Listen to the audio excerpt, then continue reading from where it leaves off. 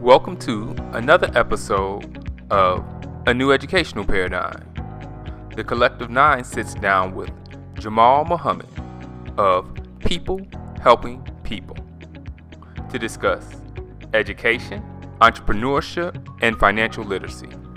Thank you, Jamal, for sitting down with us today for the interview. Before we go ahead and get into this, can you just kind of tell us a little bit about who you are? Oh, absolutely. Thank you, Brother Troy, for having me. But again, I'm Jamal Muhammad. I'm an entrepreneur. Been in business for myself over a decade, so over 10 years.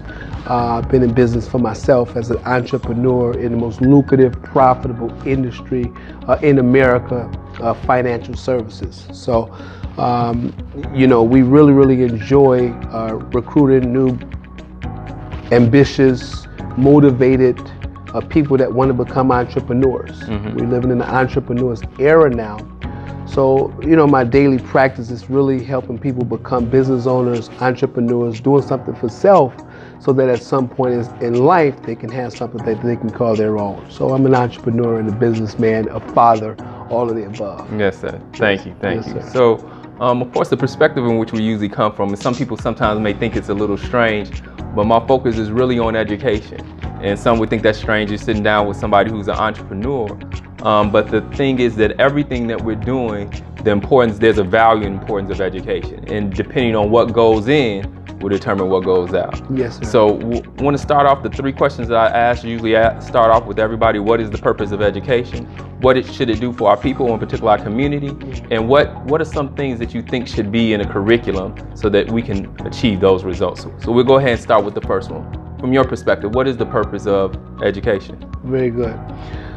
I'm a strong proponent of knowledge, I'm a strong proponent of education, people learning, right? And they say that to learn thyself is really the most important thing that one can learn.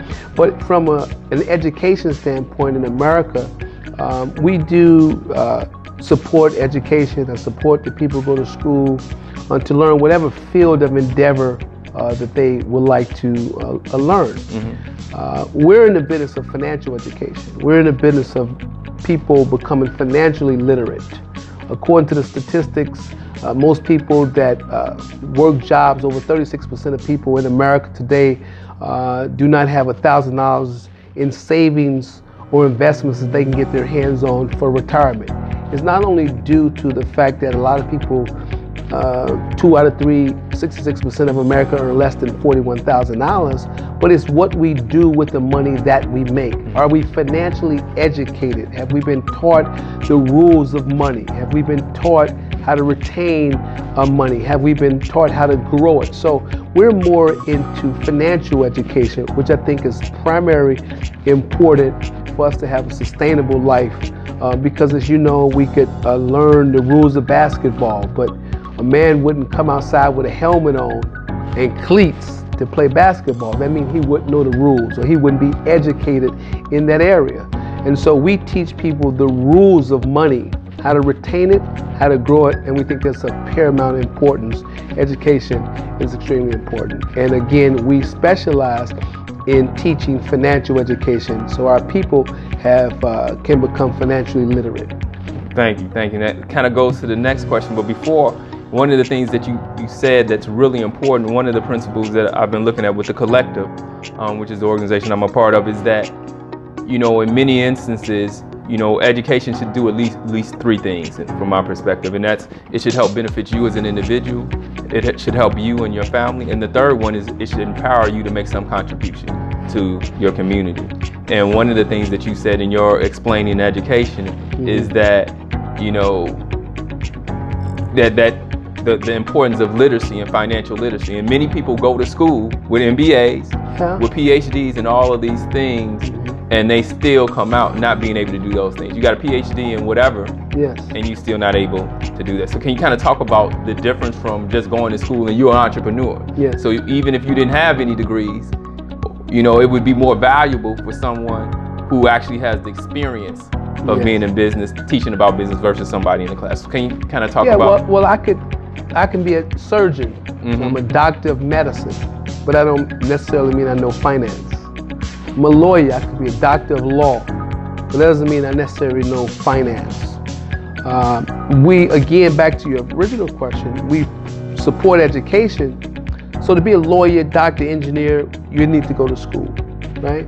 But to become a business person or an entrepreneur, to learn the rules of money, you don't necessarily have to go to school per se, but you could be taught by mentors or other successful people. They say if you want to become wealthy, study the wealthy. You want to become successful, pattern yourself after people that's been successful. And so it's important for me.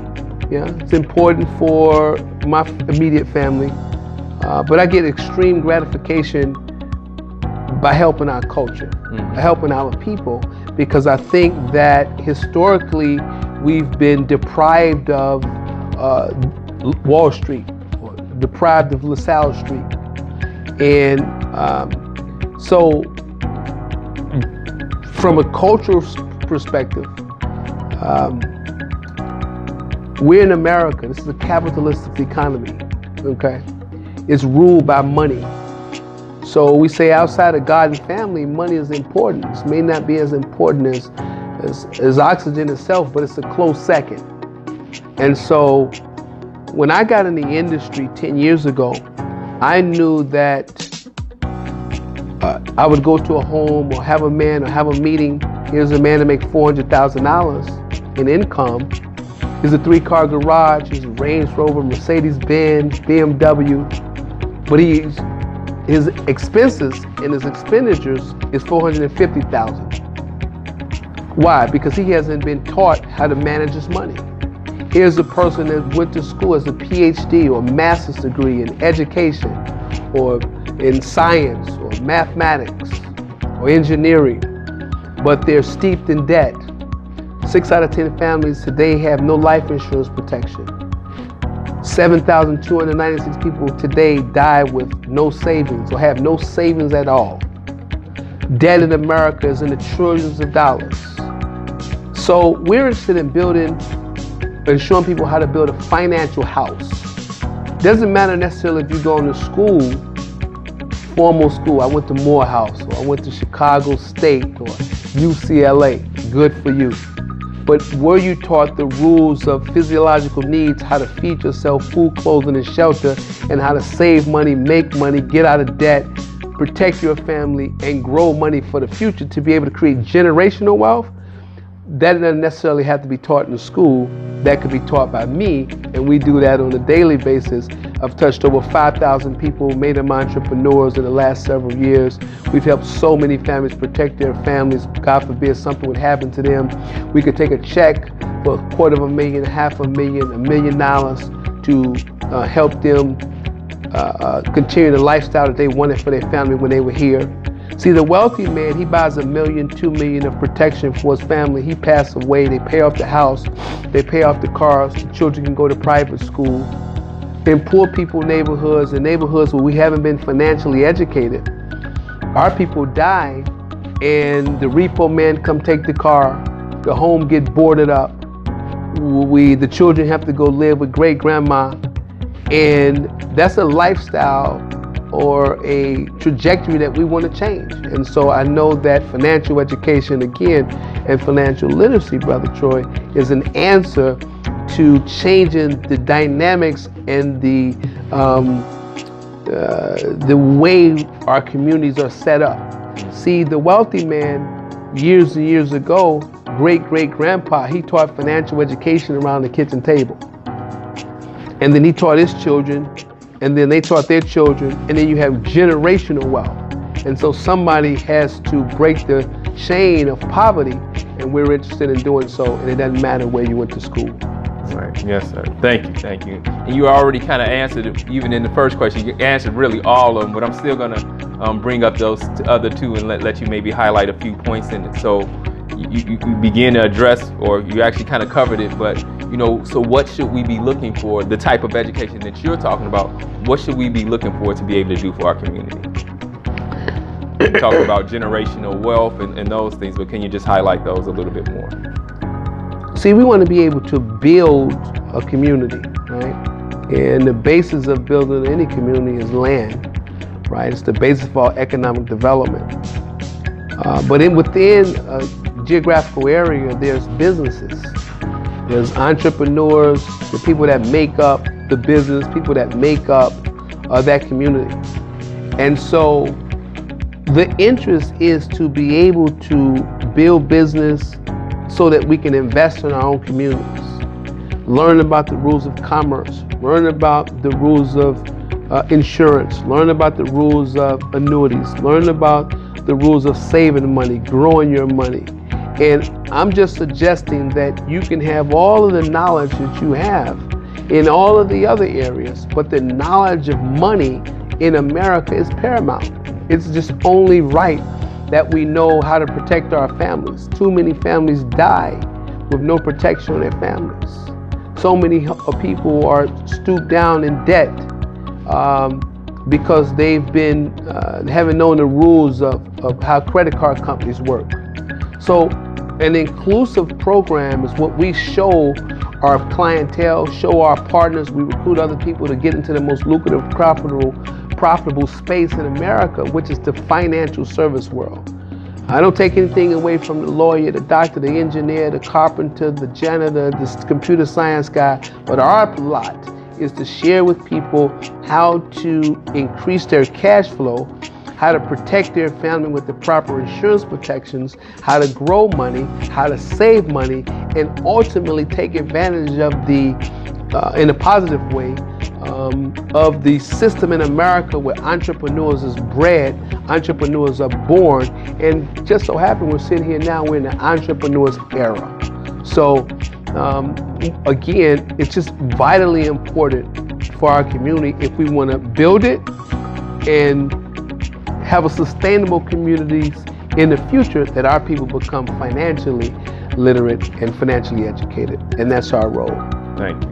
And we'll go ahead and just go on that last question I talked about, which of course you've already covered many of those things, but if we could be a little more specific on if you had the power to determine that these are the things, these are some specific principles, not just in the general entrepreneur, but some specific principles of business or finance, what would those principles be that you would include in education for everybody? Very good.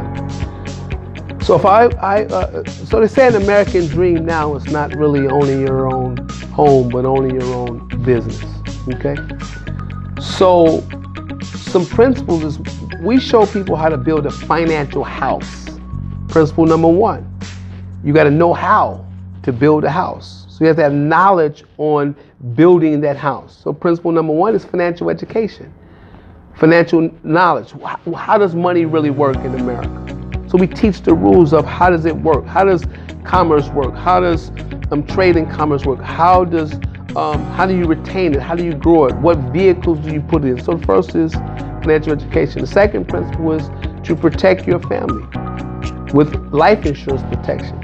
When building a home, the most important part of building a home is its foundation.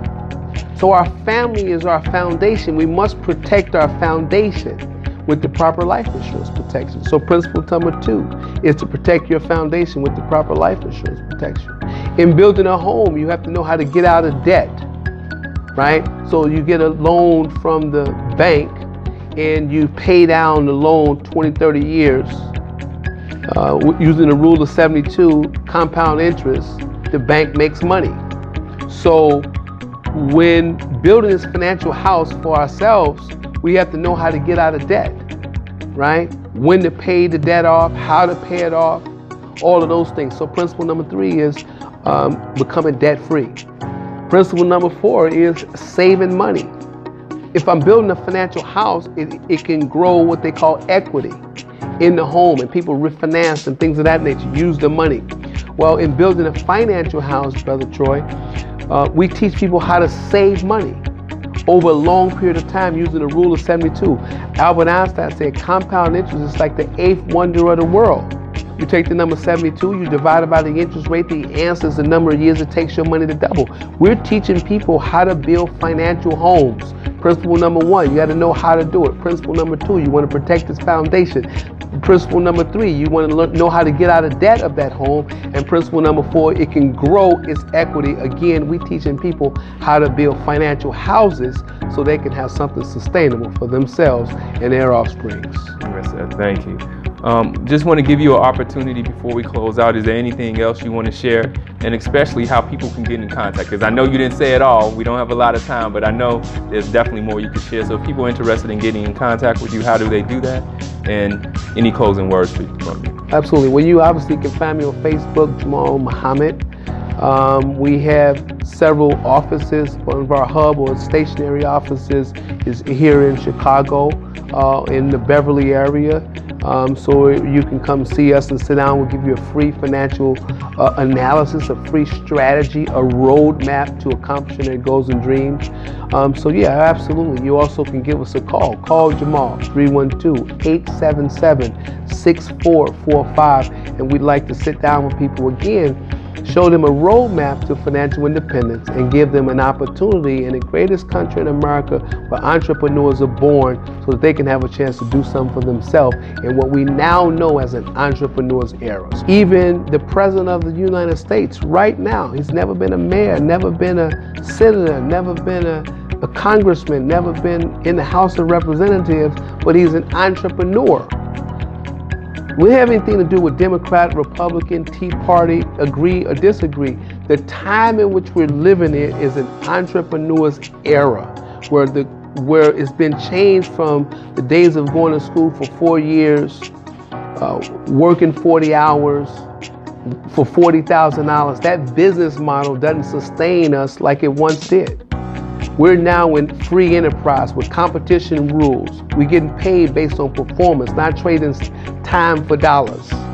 We're teaching people how to do something for themselves so they don't have to beg anybody else for $10, $25 an hour, go picket for minimum wage, but show people how to have unlimited income potential, compete in a marketplace, and let their skills and performance rule the day. And again, we're in an entrepreneur's era, promoting, marketing people to go in business for themselves, but not by themselves as entrepreneurs. So again, Facebook at Jamal Muhammad, and again, 312-877-6445. Call Jamal.